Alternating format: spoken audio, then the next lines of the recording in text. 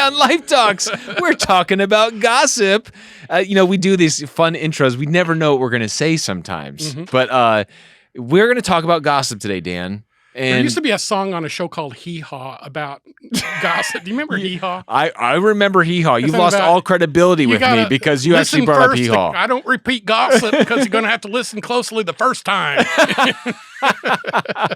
Yeah, so gossip is an issue that has been around since biblical times. I mean, the Bible's filled with instructions on gossip, and so and what I find so interesting is that gossip is it's a problem, it's a vice for a lot of churches, but in our culture today, it's almost like we have celebrated it. That this is a TV good shows, thing. Gossip Girl, right? TMZ, those kinds of things. So I'm Ben, you're Dan. We are two of the teaching pastors at Life Fellowship here in Cornelius, North Carolina. And you always say two of the teaching pastors, like there's like 12 of us.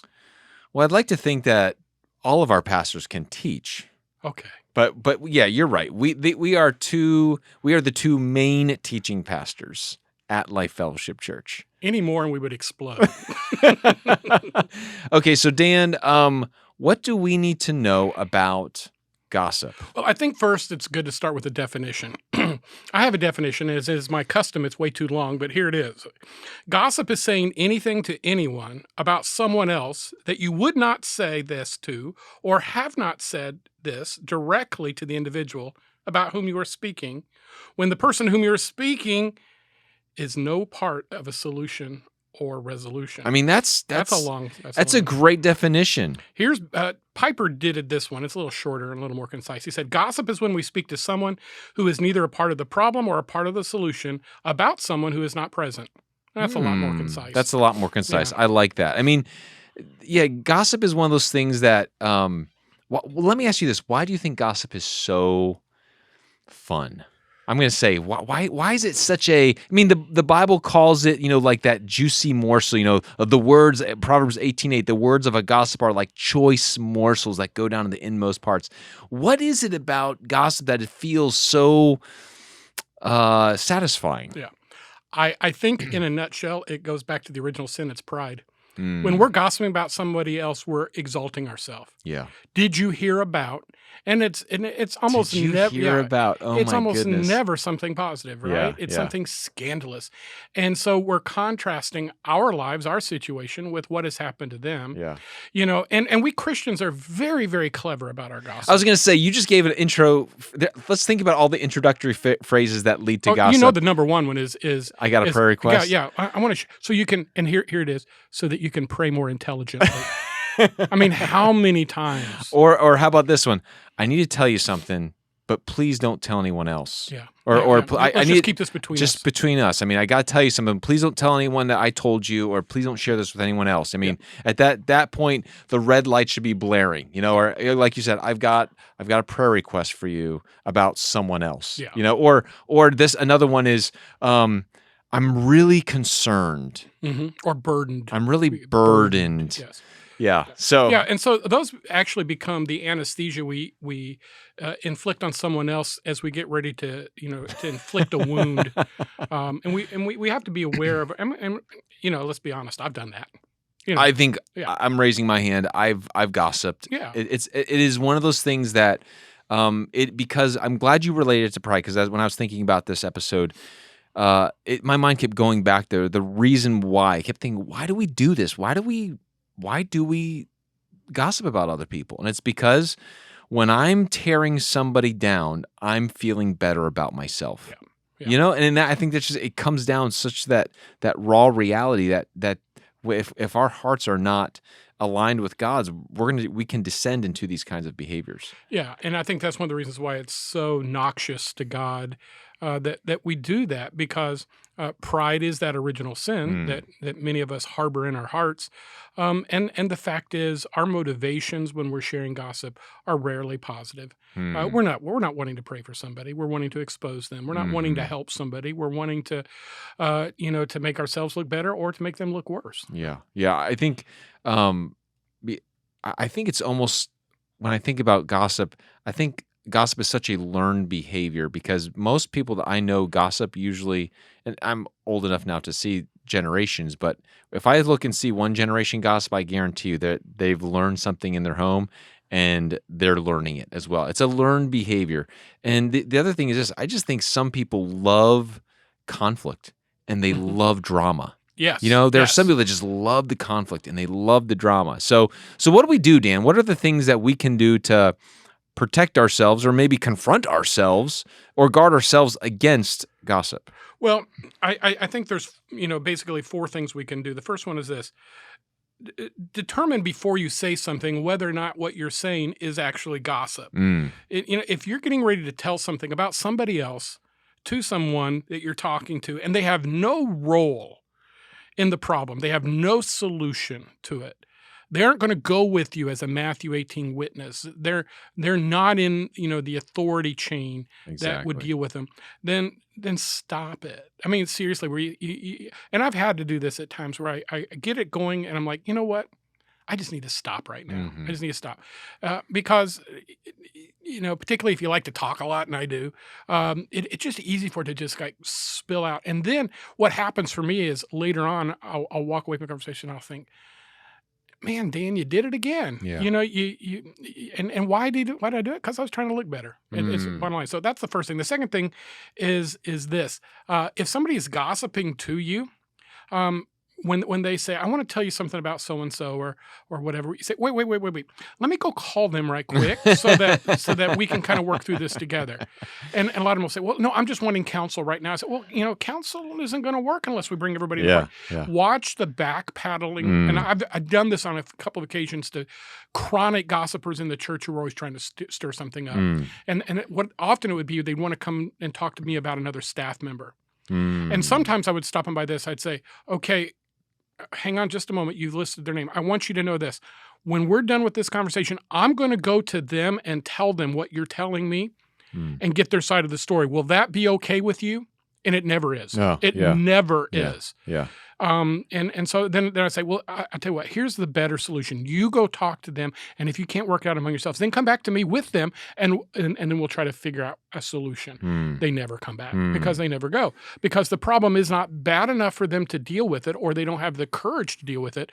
They just wanted to regurgitate the poison that's in their system. The third thing is simply just stop it when you hear it.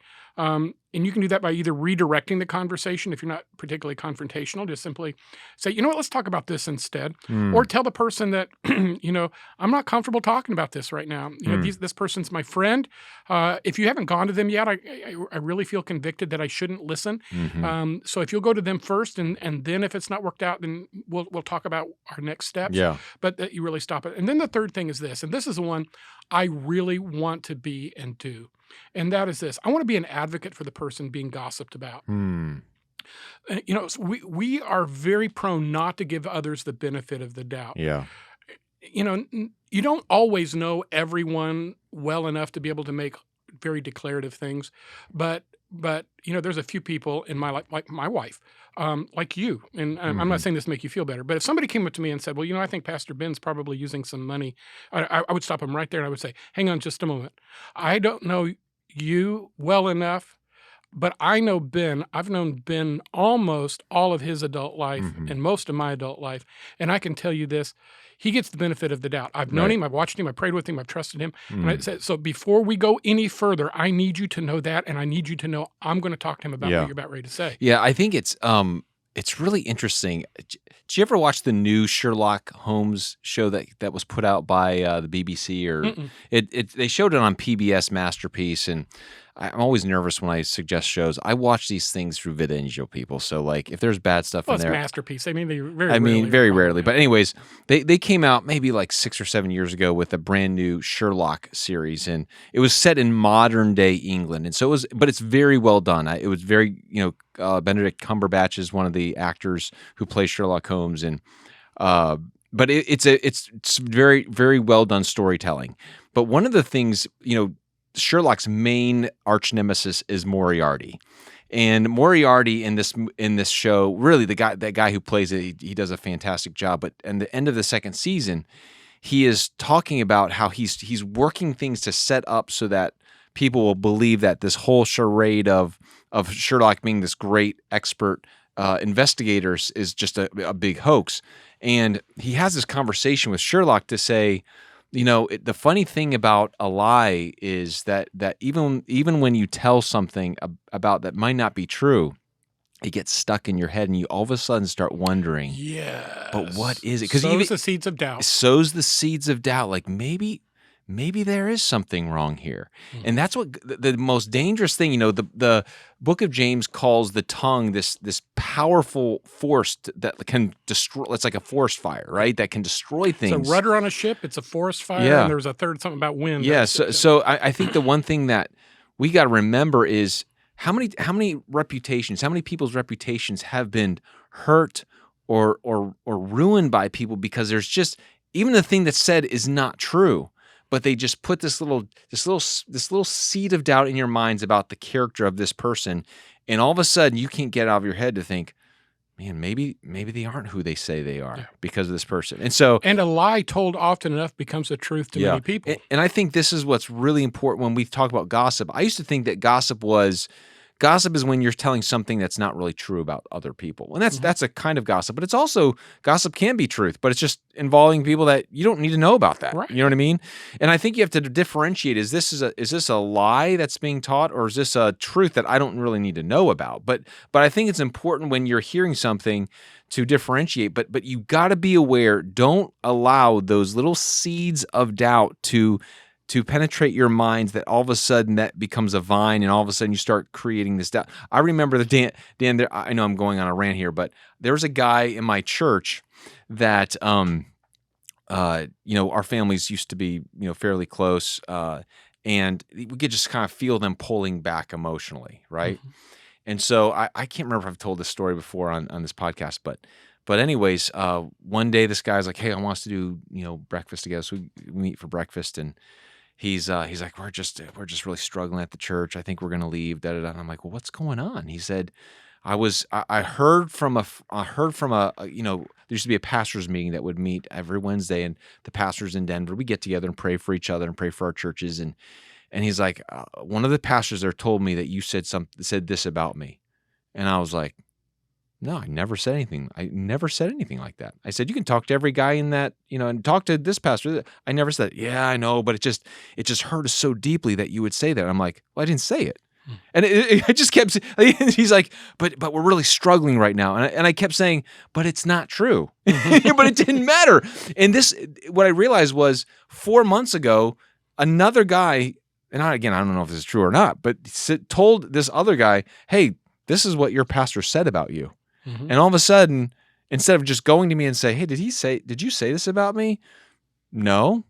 But for 4 months, that thought grew a vine in his brain that all of a sudden it clouded our relationship, clouded what he thought about our church. And it was just kind of like, we are so hurt that you would do this. And I kept saying, I didn't do it. Yeah. I don't know what to tell you. But it was like he was harboring this offense over something that was never done. It was because of this little seed of gossip that was planted in his mind. And instead of biblically going to a person like, hey, did you say this about me?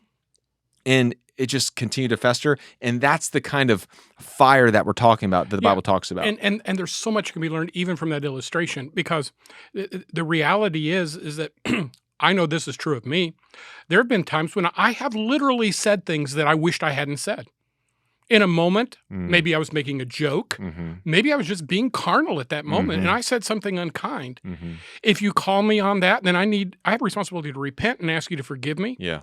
I would like to think that the stupidest thing that falls out of my face on any one given day is not enough to destroy a friendship of 20 years, right? Yeah. I would also like to think that I have enough grace in my heart that if somebody else was aggravated with me, maybe they misunderstood me and they said something unkind. I've had this happen, actually. Mm-hmm. That they could say, you know what, I was really upset and I just spouted off. I was angry. I've done that with my wife. Why wouldn't that be true of my friendships? Yeah. And so that's an opportunity for reconciliation. Yes. That's what Matthew 18, Galatians 6 teaches us to do. Yeah. The other thing, sometimes it's context. Because there are times when you can be in a moment of, of a conversation, use an illustration or whatever, another person can take that out of context and make it sound like something you absolutely didn't mean to, and you need the opportunity to clarify. Yeah. This goes back to this idea that we ought to be able to give each other the benefit of the doubt. We ought to earn that and be willing to extend that. Yeah. But the other thing is that we have a responsibility, I believe, to not accept things at face value without following through. That's right. So whether we're spreading or listening, or whether we make a mistake in what we say, there ought to be those follow-up steps that we need to clarify. So I'm gonna throw a little controversial question to you. All right, are you ready for this? Controversial question. Is gossip a female problem? Any dude that's ever been in a barbershop knows it's not. Any pastor who's ever been at a pastor's conference I was just going to say, it's not. the reason I ask is because I want to debunk this myth. I think some people listening to this are thinking, well, this is a female problem. Because, again, there's kind of a typical town gossip-ish character in shows. And we've all been at the coffee shop where we sit next to the 3 or 4 women that are talking, and it's just like this giant gossip session, right? But the reality is, there's as much gossip that goes on in pastors' meetings than in any other group I've ever been a part of. That's why most guys go to pastors' meetings.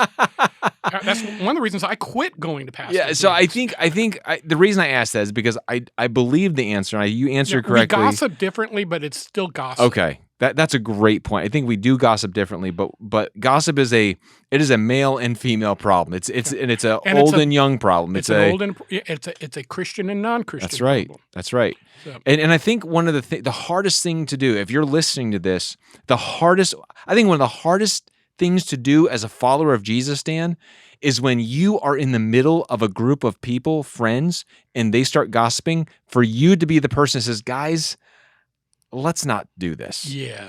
I mean, because in that moment, here's what you know is going to happen. The moment you leave that group, they're going to talk about you. Well, and the other thing is that everybody knows it's wrong. Everybody knows it's poor form. Yeah. And so then everybody has to deal with the guilt and the conviction, hopefully, that comes with being called out on their sin. Yes. Because it is uncomfortable to be called out on your sin. Yeah. I want to take one, because we only have just a couple of minutes, but I think this is something that is a reality. If we'd had this conversation 20 years ago, it would be completely different than it needs to be today. And that is social media has made gossiping mainstream and out in the open. Yeah. And it can be whether or not, how we conduct ourselves, what we read about each other, or it's assuming, like you'll have somebody every once in a while. And I don't understand why people tend to do this, but they'll just puke all over their social media feed, Puke. I mean, the other, just disgorge there's all also this trauma. I know these are not as popular anymore, but the blogs that are, I'm doing this in defense of the gospel. Yes, you know what I mean? But it's really just one giant gossip rant. Yeah. You know what I mean? Yeah. But those are all things that how gossip is packaged might be more sophisticated. It might be more acceptable, but it's still gossip. Yeah. And we're not going to change that about social media. That's too big of a mountain for all of us to climb. But we do have control this. And I mean, I'm guilty of it too. How many times do I sit down and have a conversation with my family or friends and someone say, I was reading, and it's always, I was reading on the internet the other day. I was reading Facebook, okay? I was reading Instagram. Let's on be the Wall honest. Street Journal the other day. It's like I was reading, the British Broadcasting Company. And really, that's kind of why we have Facebook, to know what's going on in other people's lives. Yeah. And then everyone's like, we don't remember the mundane stuff. What we remember is the juicy stuff. Did you see what so-and-so posted? Yeah. I mean, I wonder what's really going on there. Did you notice that she didn't have a picture of her husband in that picture? I heard they were and here we're off, right? Let me just piggyback off that, because I know this is I'm shifting gears on us again, but I think one of the things that you can do to help yourself and help your marriage is, husbands, don't bash your wives to other husbands, and wives, don't bash gossip. We can gossip against our mates, right? Like it's very, I remember my wife had a rule at her women's Bible studies when she led the women's Bible studies at our old church. She would say, we can talk about problems, but no husband bashing. Yeah. Because she was like, I don't want the other women in this group to think, more negatively, we're not going to turn this into a husband bashing session, because it's not helpful. It doesn't mean that you can't talk about your problems, but you can do it in an honoring and respectful way of your spouse. And I think, we don't just gossip about people we don't like. Sometimes we gossip about people who we live with, and that can be a very dangerous thing to do. And the dangerous thing about that also is our tendency, is we're venting. Yeah. And after you get done with the vent, you feel better. Mm-hmm. So you go back home and you make up, and I'm sorry, you kiss, make up, and that was a misunderstanding. But the person that you told all this garbage to is left without that closure. So while you all are kissing and making up and having a good time and loving each other and just moving, they're angry because of what was done to their friend, and you've left that impression. And even if you go back and say, that was just a misunderstanding, the thing that's going to ring in their ears for a long time is the colorful story that you told them. That's right. Well, listen, this is, I think our challenge to you is be aware of the gossip, be a gossip stopper, don't be a gossip spreader.